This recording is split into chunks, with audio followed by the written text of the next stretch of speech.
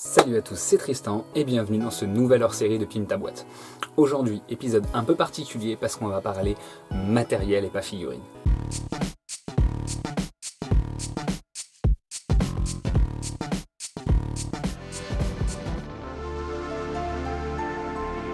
Ok, on se retrouve ici et comme je vous disais aujourd'hui, épisode un peu particulier parce qu'on va parler matériel.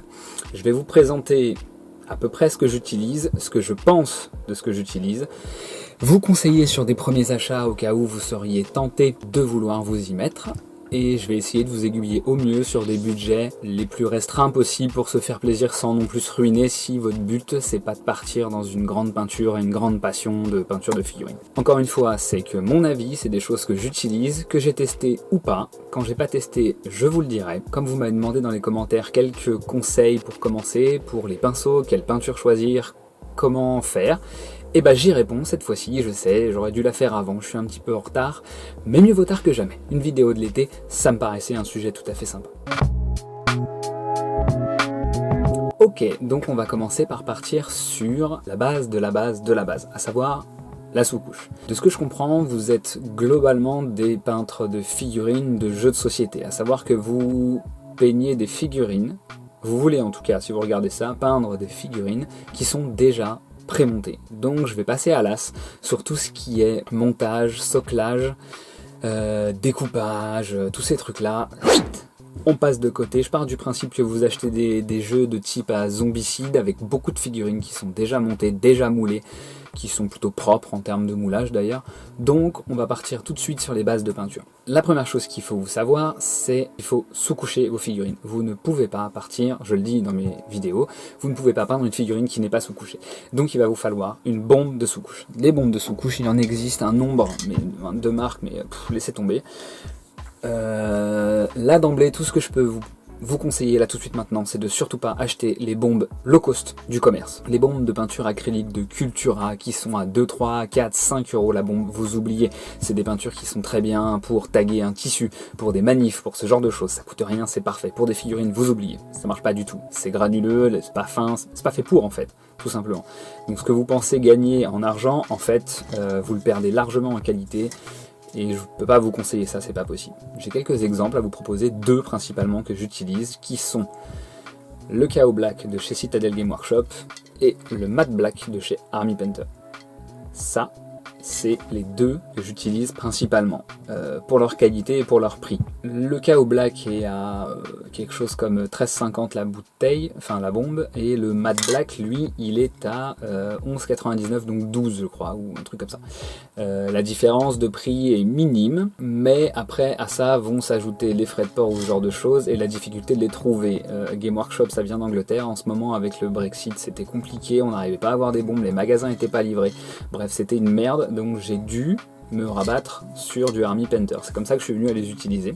Et franchement, j'en suis plutôt content. Les deux sont d'une gamme tout à fait similaire. J'ai quand même une petite préférence pour le Chaos Black qui est plus mat, alors que celui-ci est plus satiné. Mais ça, c'est moi. Hein, voilà. Et aussi, l'Army Painter sent beaucoup plus fort, dirons-nous. Voilà. Mais à partir du moment où vous faites ça en extérieur, comme vous êtes censé le faire, ou avec un masque dans un lieu bien ventilé, il n'y a pas de problème. Donc on commence. Bombe de peinture de sous-couche noir, la base. Noir ou gris. Mais je vous conseillerais de ne pas partir sur des bombes de couleur. Déjà elles sont en général un peu plus chères et c'est plus compliqué d'utilisation. J'aime bien le noir parce que le noir c'est permissif, ce qui fait que si vous oubliez une zone à peindre, ça se verra pas beaucoup puisqu'elle est noire. Si elle est blanche, tac, l'œil il voit que le blanc, direct. Le noir il le voit pas. Forcément, quand on commence, on se dit tiens, je voudrais peindre, mais il va me falloir des peintures. Le côté kit ou pas kit. Moi, j'aurais tendance à dire qu'il vaut mieux partir sur un kit au départ. Surtout si votre but c'est de peindre votre boîte de zombicide et basta. Allez pas, vous n'allez pas avoir besoin de 25 000 couleurs, vous allez faire avec ce que vous avez. Je sais que c'est très accessible, c'est très abordable, ça vous coûtera pas les yeux de la tête et franchement c'est très sympa. Moi je vais vous montrer un kit que je peux vous conseiller à l'achat, que j'ai acheté moi-même et que j'ai testé, c'est pour ça que je peux vous le conseiller du coup. J'ai gardé la boîte exprès pour cette vidéo, ça fait des mois qu'elle est dans mon placard et que j'ai envie de l'acheter mais je la garde pour ça, je pense que je vais pouvoir l'acheter. C'est ça, le Army Painter. C'est un kit de base Army Painter qui vous donne toutes les couleurs de base, du rouge, du bleu, du jaune, un peu de marron, un peu de vert, du métallique. Ça vous permet de faire tout et n'importe quoi et de faire vos propres mélanges comme j'ai déjà fait dans une vidéo d'avant. Ça coûte quelque chose comme 27,50 € sur le site d'Army Painter. C'est un des kits que j'ai trouvé les moins chers du marché et j'en suis tout à fait satisfait. Les peintures sont sympas, elles sont pas très couvrantes mais ça vous permet de faire plusieurs couches et de vous entraîner. Dans le kit vous avez un petit pinceau là, un Army Painter, il s'appelle Starter Brush. Alors il faut bien savoir que tout ce qui s'appelle Starter Brush, faut oublier, hein, c'est pas fait pour peindre.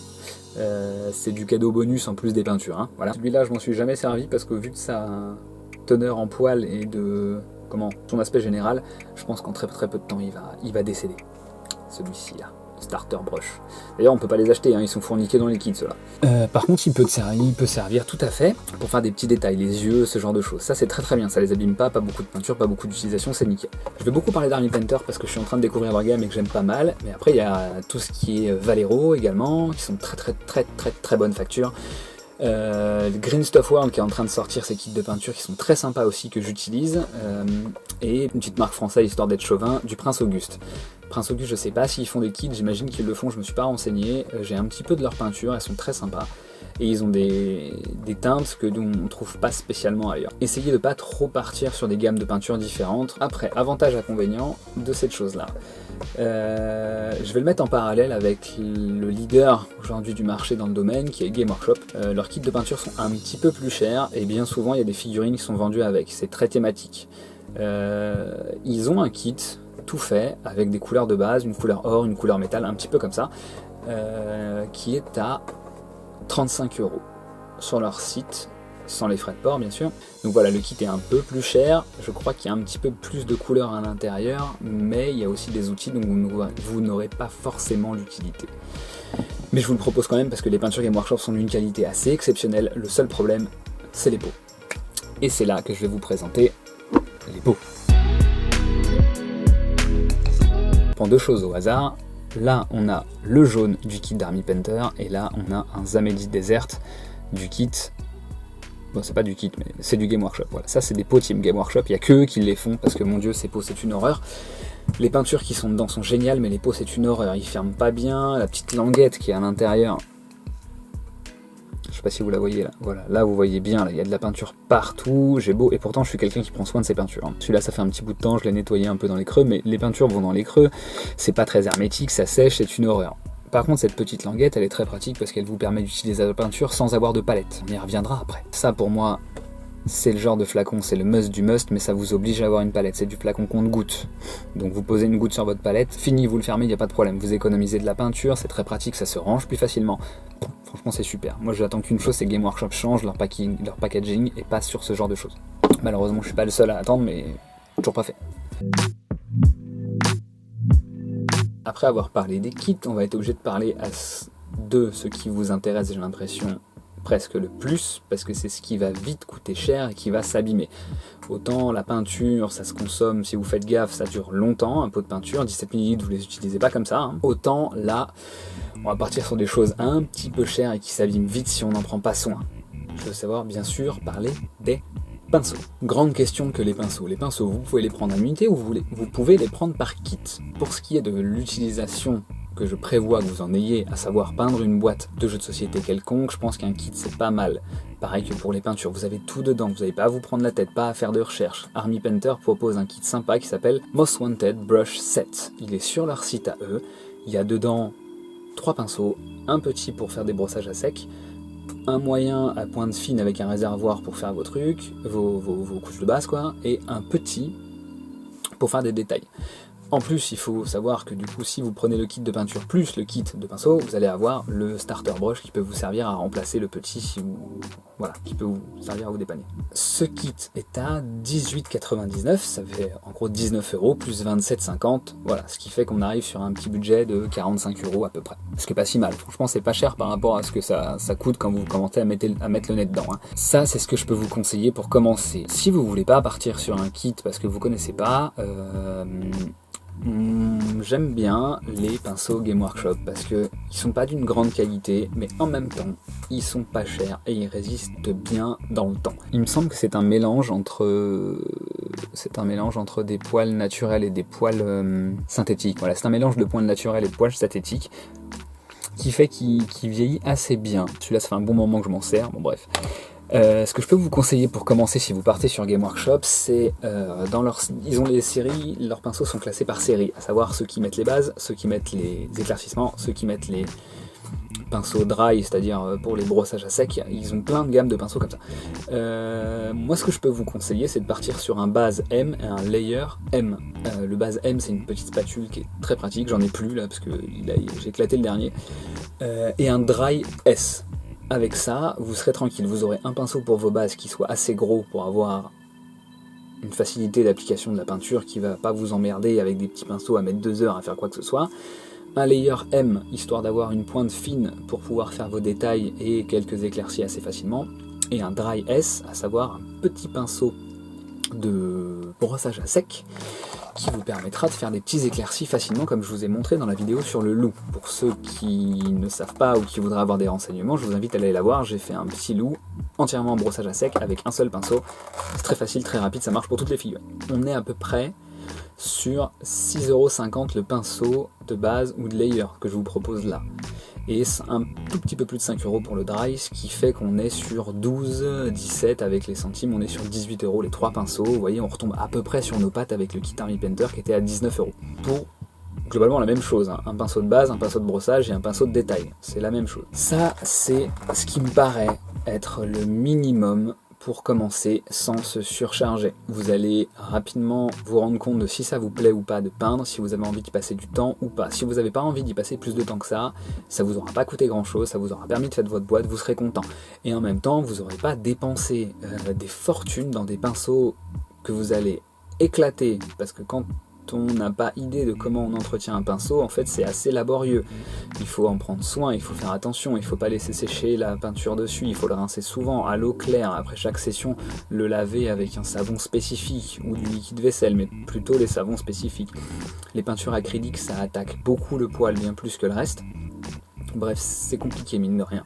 Enfin c'est pas c'est compliqué, mais ça demande un investissement en plus de la peinture, en plus des figurines, ça demande du temps, ça demande plein de choses. Vous pouvez les stocker, il faut faire attention aux poils. Bref, si votre but c'est juste de peindre une boîte, vous emmerdez pas, vous prenez les kits et basta. Si votre but par contre c'est une passion et c'est de commencer à monter un petit peu en gamme, quand je dis moi en fait c'est énormément de peintres de la communauté qui peigne avec des pinceaux aquarelles de chez Raphaël. Les fameux, ceux que j'utilise dans mes vidéos, que je vous présente à chaque fois, le Raphaël Konieczki série 8404.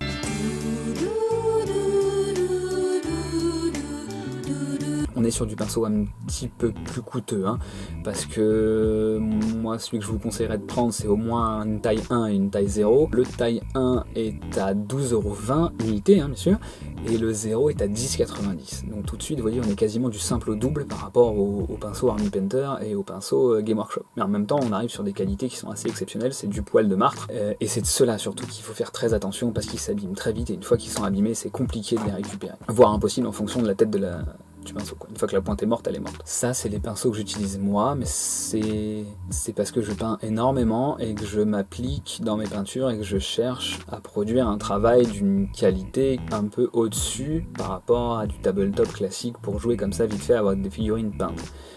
Ça m'arrive aussi de le faire, bien entendu, mais pour faire ça, j'utilise pas ces pinceaux-là. Je vais utiliser les pinceaux Game Workshop, justement, ceux que je vous conseille, parce qu'ils résistent très bien, je peux les malmener beaucoup plus, et pour autant, ils s'abîment vachement moins. Si je faisais subir à mes Raphaël ce que je fais subir aux pinceaux Game Workshop, en 2 semaines, ils sont morts.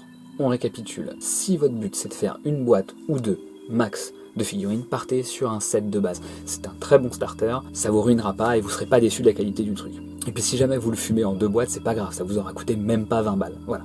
Si jamais votre but c'est d'être un petit peu plus qualitatif, peut-être dans un deuxième temps tout simplement, hein, moi j'ai fait ça, je suis pas venu directement au pinceau plus onéreux. Dirigez-vous vers des Raphaël, dirigez-vous vers ce genre de matériel, renseignez-vous un peu sur internet, il y a plein de gens qui ont des techniques bien à eux, il y a du pinceau qualitatif, mais malheureusement il va falloir y mettre le prix. Et quand je dis le prix, c'est que ça peut vite monter autour de 13-14 balles, hein. Le Konieczki est pas très cher, enfin par rapport à ce qui se fait, ils sont dans les gammes de prix.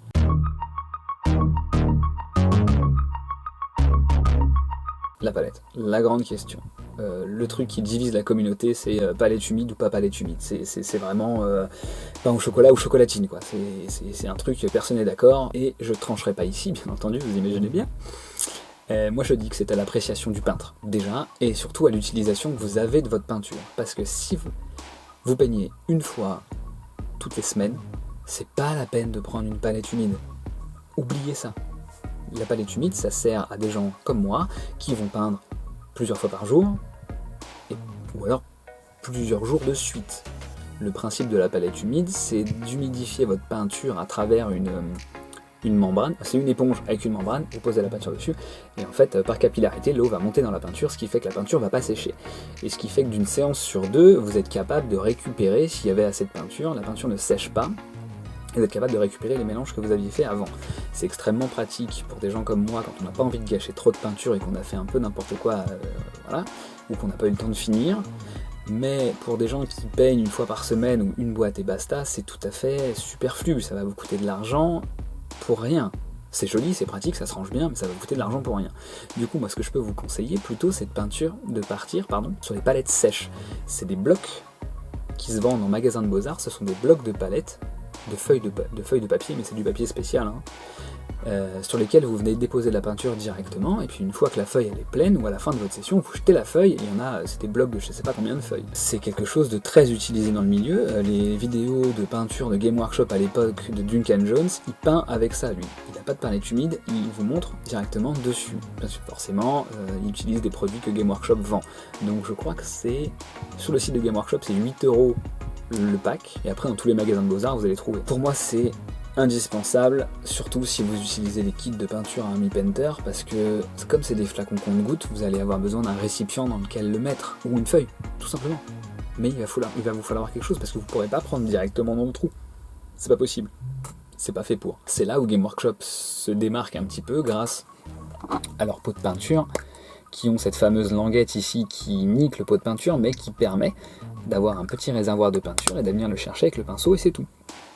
Ça vous permet pas des grandes dilutions, mais ça vous permet quand même de vous passer de palette. Maintenant que ça c'est dit, vous pouvez toujours faire le choix de prendre une palette humide, et du coup je vais quand même vous en parler un peu, parce que c'est vrai que moi depuis que j'ai découvert ça, j'utilise plus que ça.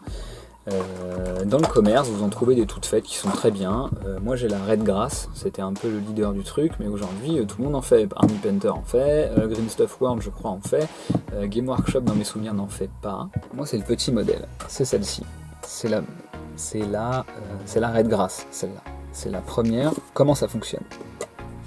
Vous avez donc le couvercle et vous avez la palette elle-même. La palette elle-même, c'est comme je vous disais, ça va, elle est pas très mouillée donc je vais pas faire de conneries. Il y a un film plastique, un film ici, la membrane, en dessous vous avez de la mousse, le tout dans un récipient, vous mettez de l'eau, la mousse absorbe l'eau, la membrane qui est faite pour, c'est une membrane Red Grass, ils vendent ça comme truc spécial, machin, tout ça, mais je sais qu'il y a beaucoup de gens qui font ça avec du papier sulfurisé, ça marche très bien.